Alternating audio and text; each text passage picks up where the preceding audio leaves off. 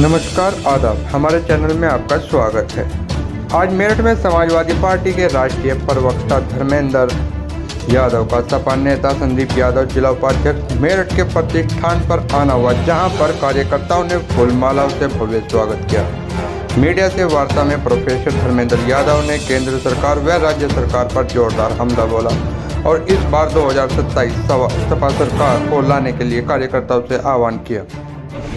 Sir, आज आप मेरठ आए हैं, तो आपके मेरठ आने का कोई खास विशेष कारण?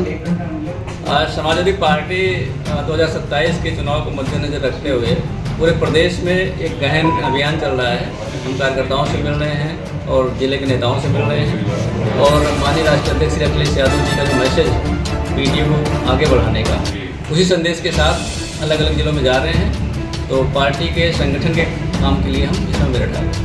अच्छा, तो आगामी 2027 चुनाव की जो तैयारियां चल रही हैं, उसको लेके आप कितने प्रतिशत आश्वस्त हैं कि समाजवादी की सरकार 27 में बन जाएगी? जिस तरह देश के हालात हैं और जिस तरह से केंद्र की सरकार और उत्तर प्रदेश की सरकार सभी मोर्चों पर पूरी तरह से विफल है, युवाओं के सपनों को कुचल रही है, दलितों के अधिकार छीने जा रहे हैं और सबसे महत्वपूर्ण बात यह है कि इस देश में अगर दलित चीफ जस्टिस भी बन जाए फिर भी उसके ऊपर जूते फेंके जा सकते हैं। आईपीएस अधिकारी को आत्महत्या करनी पड़े प्रताड़ना से और डीजीपी पर कोई कार्रवाई ना हो। हरियाणा का मामला बता रहा हूँ मैं, पूरन कुमार जी की बात नहीं कर रहा हूँ। तो आज ऐसे हालात में जो पीटीए के साथ अत्याचार हो रहा है और इस देश का कोई भी सेक्शन ऐसा नहीं है, कोई भी वर्ग ऐसा नहीं जिससे अत्याचार ना हो। अभी हाल में ही एनसीआरबी के आंकड़े आए थे, उत्तर प्रदेश महिला अपराध में नंबर 1 है, बेटियों के साथ अपराध में नंबर 1 है, दलितों के साथ अपराध में नंबर 1 है, साइबर अपराध में नंबर 1 है, एनआरआई के साथ अपराध में नंबर 1 है। ऐसे जितने अपराध की श्रेणी है सारे में जाओगे तो पूरा उत्तर प्रदेश नंबर 1 पे चल रहा है। ऐसे हालात में अगर देश को बचाना है, प्रदेश को बचाना है, खुशहाली के रास्ते पे ले आना है, तो पूरा देश और प्रदेश इस बात को जानता है कि उत्तर प्रदेश में आदरणीय अखिलेश यादव जी के नेतृत्व में जो पीटीए का महाअभियान चल रहा है, वो महाअभियान ही भारतीय जनता पार्टी को रोक सकता है और हम 2027 में लोगों के अधिकारों की रक्षा भी करेंगे और समाजवादी पार्टी की सरकार बनेगी। अभी हाल ही में दारुल उलूम देवबंद में विदेश मंत्री मौलाना साहब का आगमन हुआ था, तो उत्तर प्रदेश में तालिबान के आगमन को आप किस तरह से देखते हैं?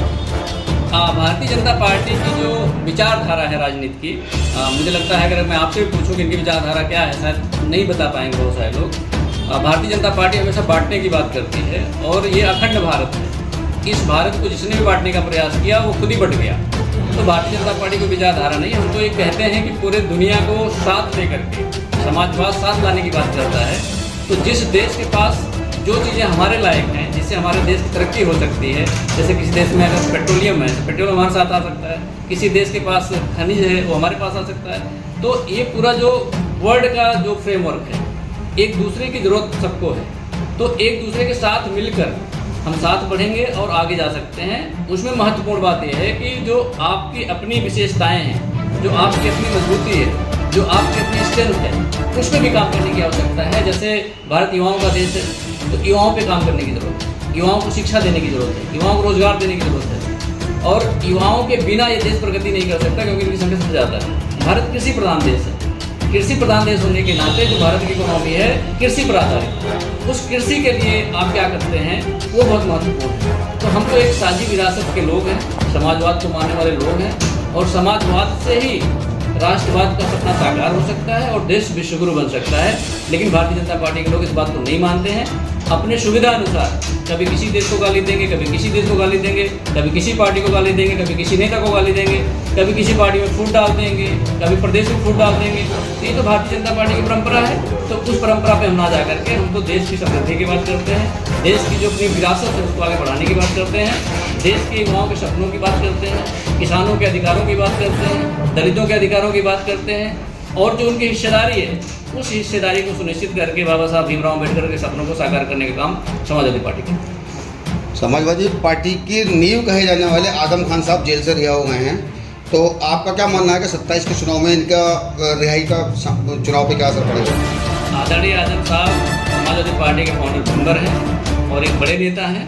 उनके आने से निश्चित रूप से समाजवादी पार्टी और मजबूत हुई है और 2027 में उनके साथ रह करके समाजवादी पार्टी सरकार बनाएगी, इसमें कोई दो राय नहीं। Thank you.